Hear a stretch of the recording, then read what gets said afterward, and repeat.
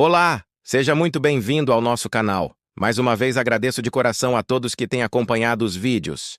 Peço que assistam desde o primeiro vídeo para que compreendam o propósito completo das mensagens e não façam um juízo de valor precipitado. Respeito as escolhas e crenças de cada um, como sempre digo, mas não me calarei em proclamar a verdade do Evangelho.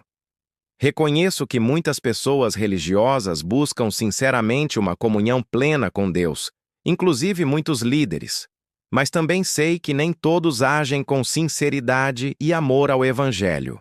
Se você se identifica como uma das ovelhas do Cordeiro de Deus, compreenderá tudo o que estou dizendo. A Bíblia nos mostra que há o joio e o trigo, e isso é fato. Existe trigo em todas as denominações, mas também há joio.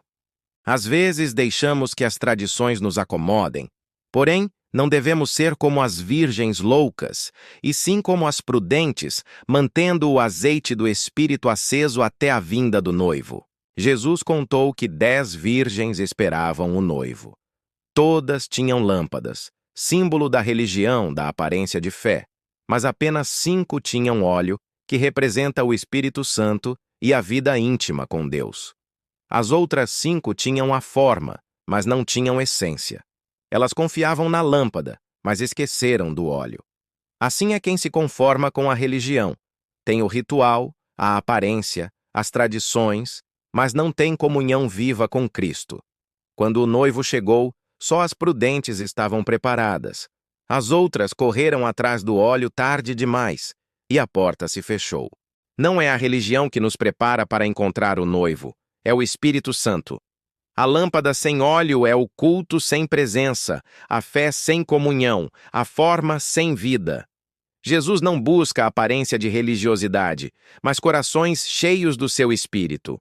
Em outras palavras, as virgens loucas representam os que se conformaram com a religião, as prudentes, os que vivem o Evangelho em verdade. Não podemos nos prender a um sistema por costume. Devemos buscar o caminho correto que nos leva ao céu. Esse caminho é Cristo, apenas. Creio nele porque a sua palavra ilumina e revela o oculto. Existe uma religião que o próprio Deus declara ser pura e imaculada. Cabe a você analisar a sua. A luz da palavra mostra o que está oculto e guia com clareza, mesmo quando o mundo está em trevas espirituais. Jesus também afirmou: Eu sou a luz do mundo.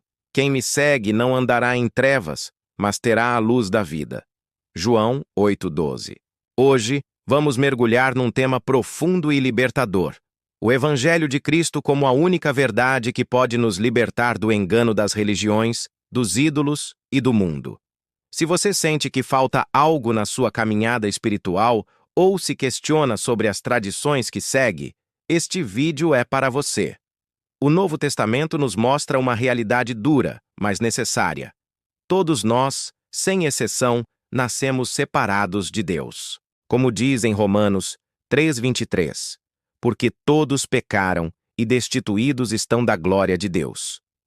Nessa busca por reconexão, a humanidade criou inúmeras religiões, filosofias e tradições.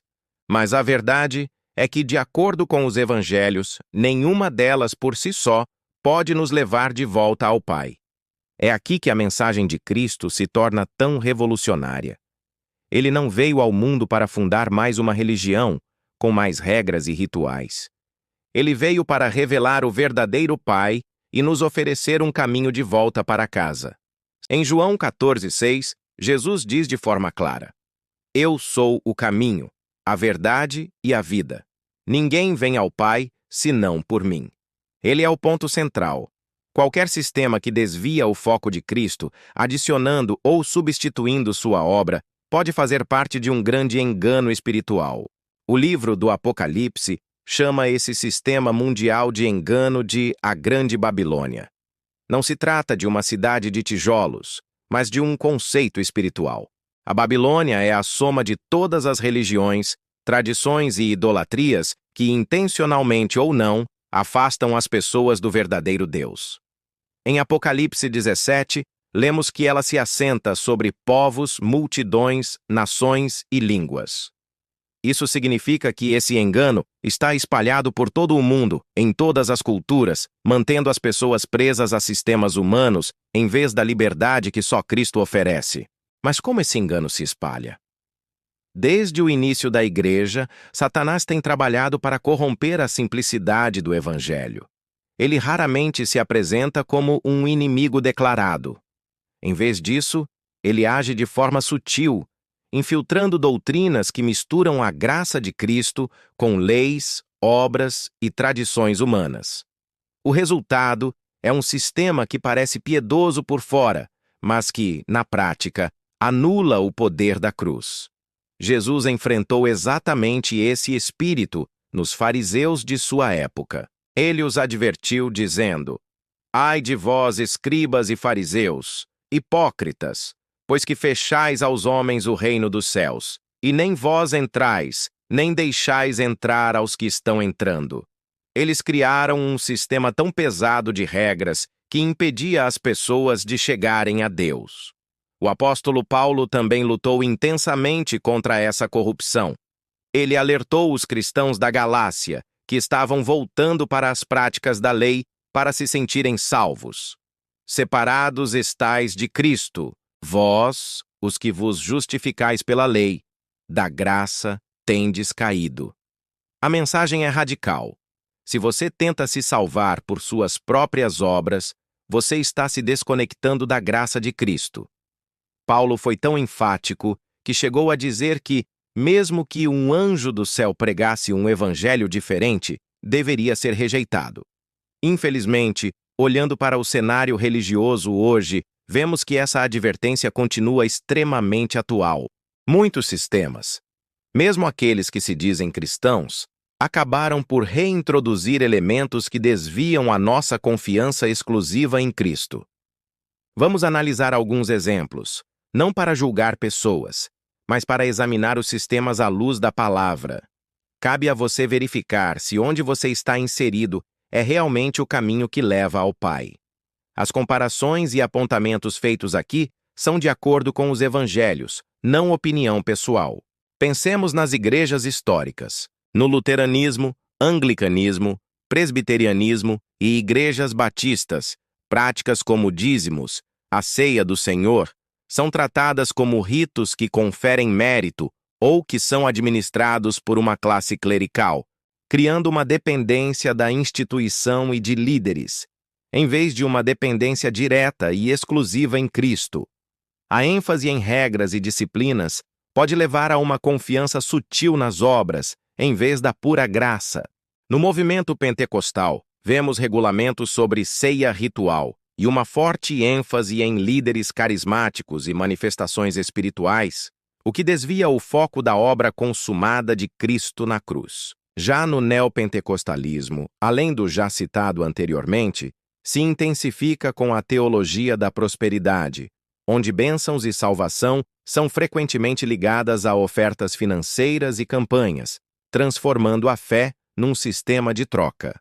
Os adventistas do sétimo dia, ao guardarem o sábado e outras leis do Antigo Testamento como condição para bênçãos, permanecem sob a sombra da lei, da qual Cristo já nos libertou. As testemunhas de Jeová, com seu sistema rígido de regras e obediência à organização, acabam substituindo a confiança pessoal em Jesus por uma lealdade à instituição. O mormonismo introduz rituais como o batismo pelos mortos e escrituras adicionais que mudam fundamentalmente a identidade e a obra de Cristo. O catolicismo romano, com a veneração de Maria e dos santos como mediadores e o poder atribuído aos sacramentos, divide a mediação que pertence exclusivamente a Cristo. A Bíblia é clara em 1 Timóteo 2:5. Há um só Deus e um só mediador entre Deus e os homens, Jesus Cristo, homem. A Igreja Ortodoxa segue uma linha semelhante, com grande ênfase nos ritos e na intercessão de santos. Saindo do âmbito cristão tradicional, vemos algo ainda mais afastado do que os evangelhos pregam, obviamente porque seus participantes descartam os evangelhos como base de suas crenças. O espiritismo kardecista, fundado por Allan Kardec no século XIX, ensina que o ser humano evolui espiritualmente por meio de reencarnações sucessivas, buscando aperfeiçoar-se moralmente até alcançar um estado de pureza. Essa doutrina se apoia em dois pilares principais: a caridade, vista como o maior mandamento moral, e a comunicação com os espíritos, que seriam almas desencarnadas em diferentes níveis de evolução, capazes de transmitir ensinamentos aos vivos. Segundo o Espiritismo, a salvação não é um ato de graça divina, mas o resultado do esforço individual. O ser humano, através de boas obras, estudo e purificação em várias existências, progride até se libertar das imperfeições. A expiação e o mérito pessoal substituem o conceito bíblico de redenção pela cruz de Cristo. Contudo, o Evangelho de Jesus Cristo ensina algo distinto. A salvação não depende de sucessivas vidas nem do mérito humano, mas é um dom gratuito de Deus oferecido de uma vez por todas em Cristo. Porque pela graça sois salvos, por meio da fé. E isto não vem de vós, é dom de Deus. Não vem das obras para que ninguém se glorie. Efésios 2, 8, 9. A Bíblia também adverte contra buscar contato com os mortos ou com espíritos, prática que era comum entre os povos pagãos. Atos 16, 16, 18, Paulo repreende um espírito de adivinhação que operava em uma jovem, mostrando que tal poder não vem de Deus. O Espírito Santo é o único guia autorizado a se comunicar com os homens. Mas o Consolador, o Espírito Santo, que o Pai enviará em meu nome, vos ensinará todas as coisas e vos fará lembrar de tudo quanto vos tenho dito. João 14, 26. Jesus prometeu o Espírito Santo, não espíritos de mortos. Ele é quem nos consola, ensina e guia. O único que fala de acordo com a verdade de Deus. Qualquer outro espírito que traga mensagem diferente não vem de Deus. Espíritos enganadores atuam no mundo. Paulo alerta que haveria ensinos espirituais que parecem verdadeiros, mas que não procedem de Deus. A Bíblia orienta a procurarmos discernir se um espírito provém de Deus ou não. Cabe a você verificar isso. Nem todo espírito que parece bom ou fala de amor é de Deus. Os apóstolos alertavam os cristãos a discernir os espíritos. 1 João 4, 1, e a rejeitar qualquer voz que não confesse Jesus como Senhor e Salvador. Práticas espirituais fora de Cristo são obras da carne. Paulo declara que tais práticas são opostas à vida no Espírito Santo. Enquanto o Espiritismo coloca o homem como o agente principal da própria salvação, o Evangelho revela que somente o sacrifício de Cristo pode purificar o ser humano do pecado. Se andarmos na luz, como Ele na luz está, temos comunhão uns com os outros, e o sangue de Jesus Cristo, seu Filho, nos purifica de todo o pecado. 1 João 1,7. Assim, embora o Espiritismo promova valores éticos, como a caridade e o amor ao próximo, virtudes também exaltadas na fé cristã, ele se distancia do Evangelho ao negar a centralidade da cruz e a suficiência da graça. No cristianismo, a caridade é fruto da salvação. No espiritismo, é o meio para alcançá-la. O budismo e o hinduísmo oferecem caminhos de iluminação através da meditação, de rituais e do esforço pessoal, ignorando a necessidade de um salvador. O islamismo, com seus pilares de obras como jejum, oração e esmolas, apresenta um caminho de submissão a Alá baseado no mérito, negando a salvação pela graça através da fé em Jesus. Religiões como o Santo Daime, o Candomblé, a Umbanda e outras práticas esotéricas ou indígenas têm em comum a busca por contato com o mundo espiritual por meio de rituais, invocações e mediação de entidades. Nelas, o homem recorre a espíritos, guias, orixás ou ancestrais que atuam como intermediários entre o divino e o humano. No Santo Daime, por exemplo, utiliza-se uma bebida psicoativa, a ayahuasca, em cerimônias que buscam a expansão da consciência e a comunicação com o espiritual. Já o candomblé e a umbanda envolvem cânticos, oferendas e incorporações de entidades espirituais, chamadas orixás, caboclos ou pretos velhos, os quais seus seguidores acreditam entregar mensagens e orientações aos participantes. Essas práticas misturam elementos africanos, indígenas e até sincretismo religioso, onde figuras cristãs são misturadas a divindades africanas. Sua base está em mediadores espirituais, ritos simbólicos e sacrifícios como meio de agradar ou equilibrar forças invisíveis. Entretanto, o Evangelho de Jesus Cristo ensina que não há outro mediador entre Deus e os homens, porque há um só Deus e um só mediador entre Deus e os homens, Jesus Cristo, homem. 1 Timóteo 2:5. A fé cristã não depende de rituais, substâncias, oferendas ou invocações espirituais. Cristo ofereceu um único sacrifício perfeito, suficiente para reconciliar o ser humano com Deus. Mas este, havendo oferecido um único sacrifício pelos pecados, está assentado para sempre à destra de Deus. Hebreus 10:12. Enquanto essas religiões buscam elevação espiritual por meio de experiências, energias ou guias espirituais, o Evangelho apresenta a salvação como um dom gratuito, acessível pela fé e pela graça. Crê no Senhor Jesus Cristo e serás salvo, tu e a tua casa. Atos 16:31. De acordo com os evangelhos, o poder de Deus não se manifesta em transes ou substâncias, mas na presença do Espírito Santo, que habita em todo aquele que crê em Jesus e deposita sua fé somente nele. O Espírito mesmo testifica com o nosso espírito que somos filhos de Deus. Romanos 8:16. Comparação entre Nova Era e Cristianismo. A Nova Era ensina que o ser humano é divino por natureza e pode alcançar iluminação espiritual por meio do autoconhecimento, energias, reencarnação, meditação e harmonia com o universo. Nela, não há pecado original, nem necessidade de arrependimento ou salvação por um Salvador. Cada pessoa é responsável por sua própria evolução espiritual. O cristianismo, ao contrário, afirma que o homem é criado por Deus, mas separado dele pelo pecado, e que somente Jesus Cristo pode reconciliar o ser humano com o Pai.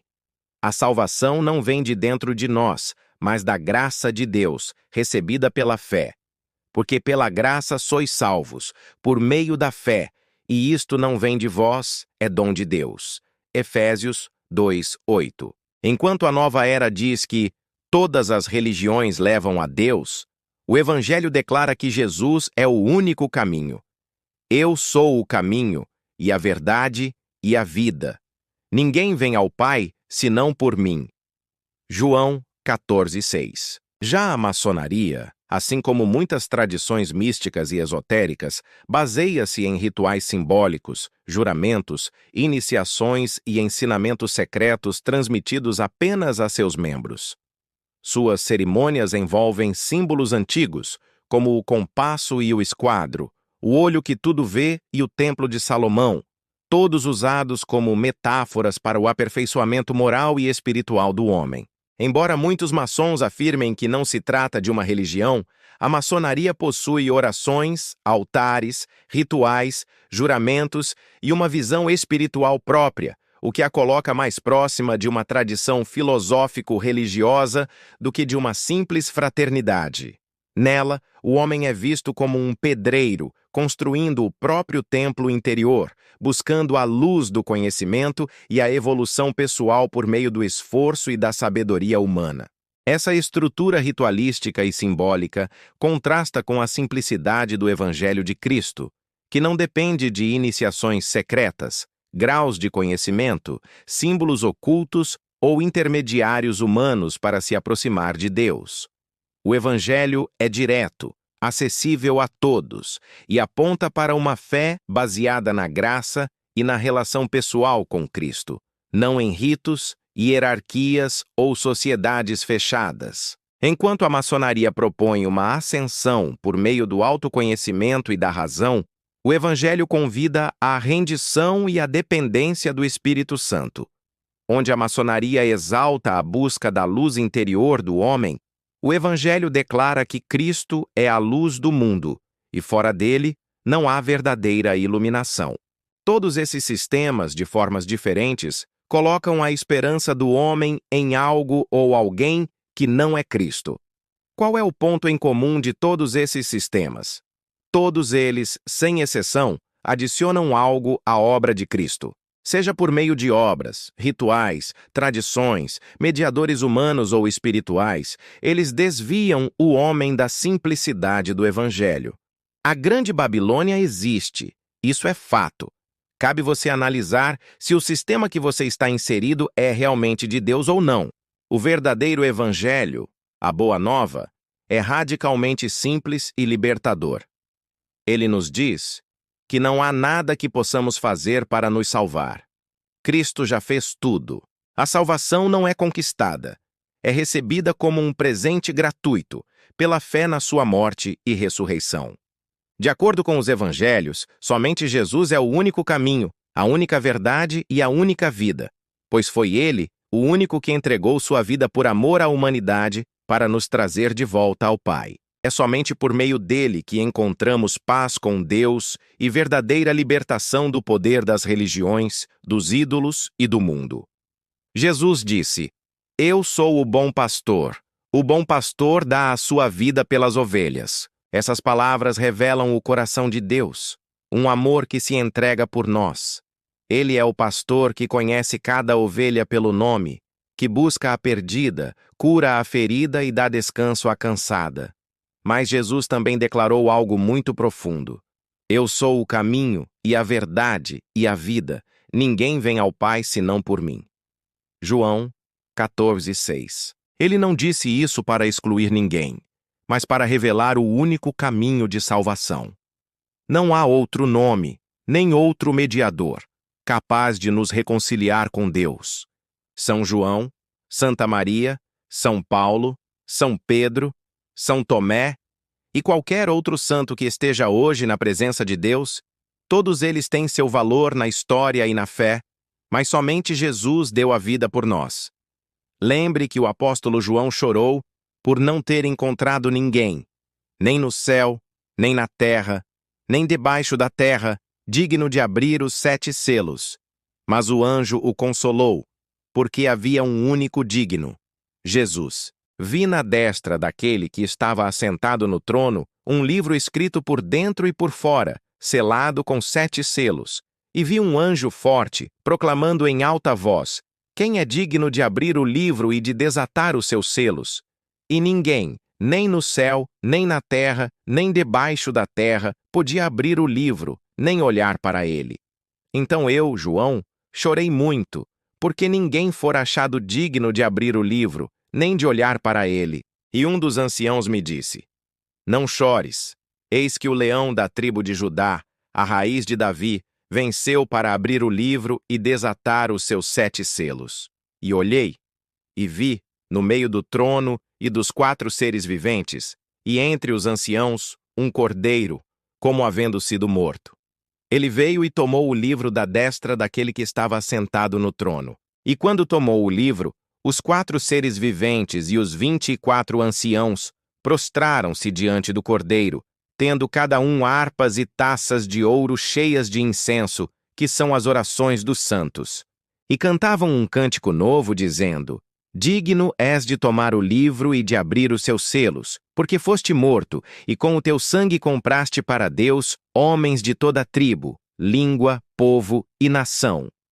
Apocalipse capítulo 5, versículos do 1 ao 12. Somente ele venceu a morte. Somente ele pode nos conduzir ao Pai. Essa não é uma mensagem de confronto, mas de convite. Jesus chama cada um de nós a ouvir sua voz e segui-lo. Ele quer nos guiar por caminhos de paz, graça e perdão. As minhas ovelhas ouvem a minha voz, e eu as conheço, e elas me seguem. João 10:27. Hoje, ouça a voz do bom pastor. Ele te chama com amor, não para condenar, mas para salvar. E quem o segue, encontra a verdadeira vida.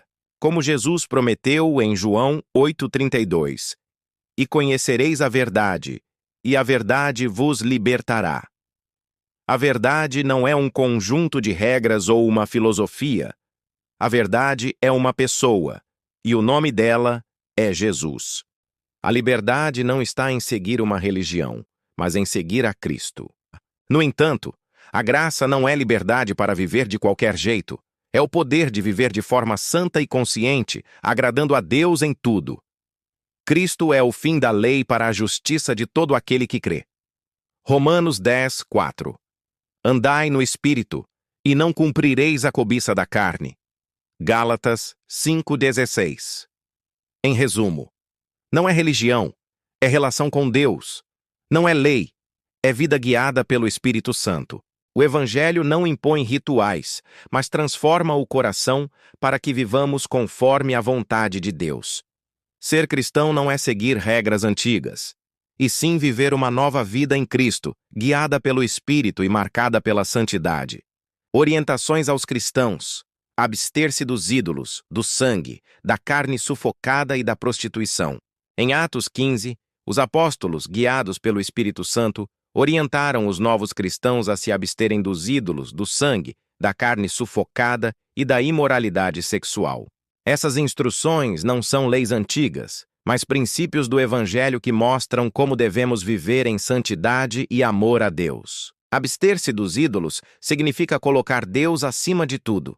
Abster-se do sangue e da carne sufocada mostra respeito pela vida que pertence ao Criador. Abster-se da imoralidade sexual é viver com pureza, pois o corpo é templo do Espírito Santo. Essas orientações foram dadas pelos apóstolos e anciãos em Jerusalém, Atos 15, 19 e 29, após o concílio que discutiu a inclusão dos gentios na fé cristã. Elas serviam para evitar práticas pagãs e manter comunhão entre judeus e gentios, preservando a pureza moral e espiritual dos novos convertidos. Essas orientações continuam atuais.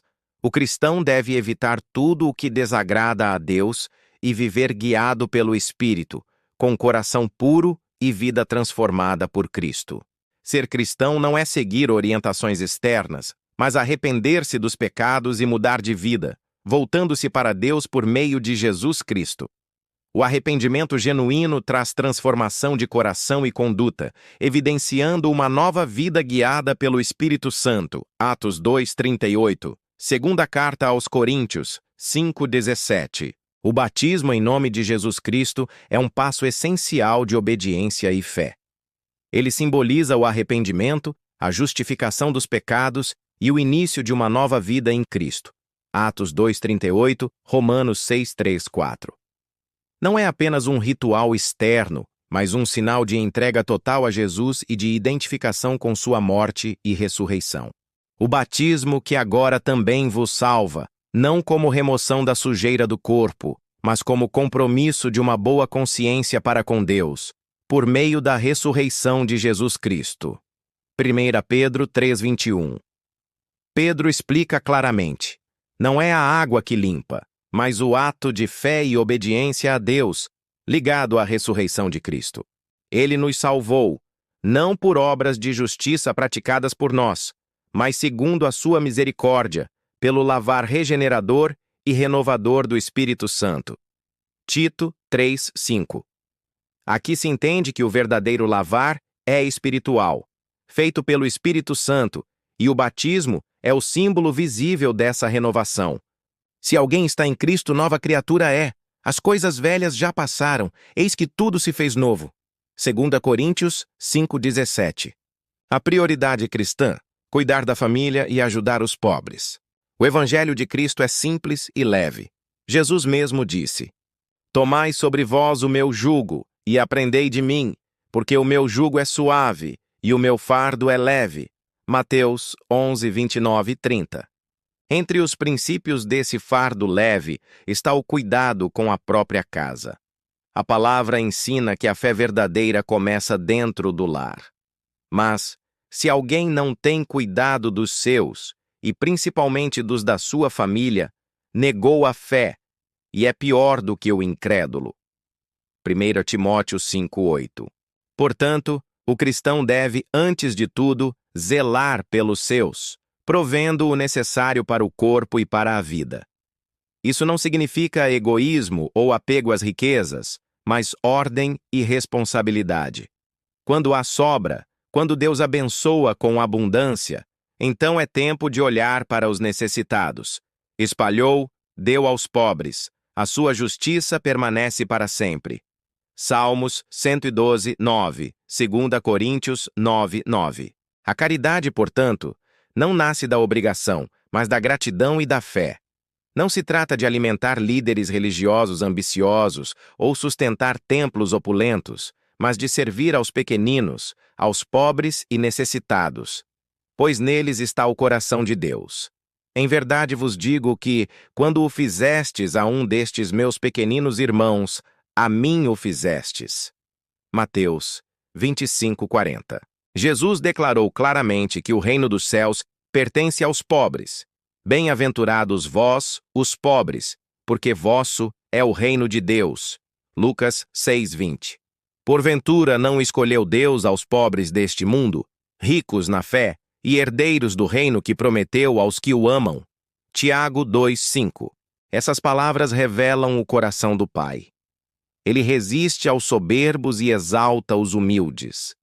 O Evangelho não se compra com dízimos, votos ou sacrifícios humanos, mas se recebe pela fé em Cristo Jesus, que nos salva pela graça. Porque pela graça sois salvos, por meio da fé. E isto não vem de vós, é dom de Deus. Não vem das obras para que ninguém se glorie. Efésios 2, 8, 9.